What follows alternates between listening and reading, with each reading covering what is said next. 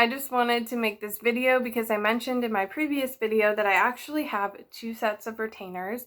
So I wanted to talk a little bit more about that just because I know people might be curious about it. Basically, about 3 weeks after I got my first set of retainers, I think it was actually 3 weeks exactly, I took out my top retainer to brush it and I realized it had a crack in it.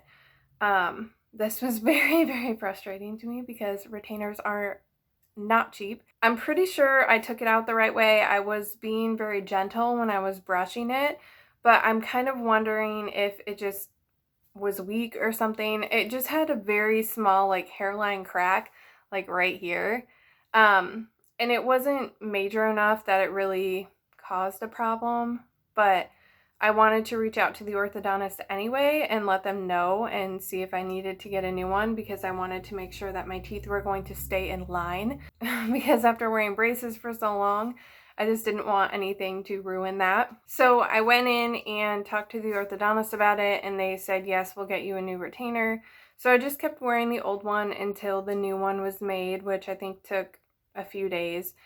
It was longer than when I got my first retainer. And thankfully, this probably, unfortunately, won't happen for everyone, but thankfully, when I first got my braces on, they had written into my contract that I was supposed to have 2 retainers at the end of everything, and they had only given me 1 set at the end. Having the crack in it gave me an opportunity to point that out and say, hey, you know, I have in my contract that I was supposed to have 2 retainers, but you only gave me 1, so how does this work?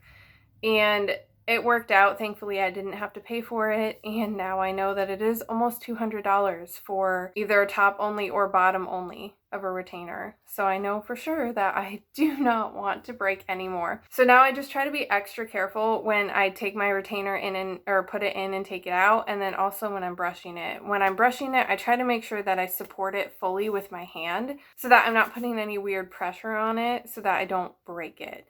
So just be very careful when you are brushing your retainers and when you're taking them in and out. I just made a video on how to take a retainer out and put it in, so feel free to watch that to learn more about how to do that properly, so hopefully you don't break yours. Just make sure that you're being very careful with whatever you're doing.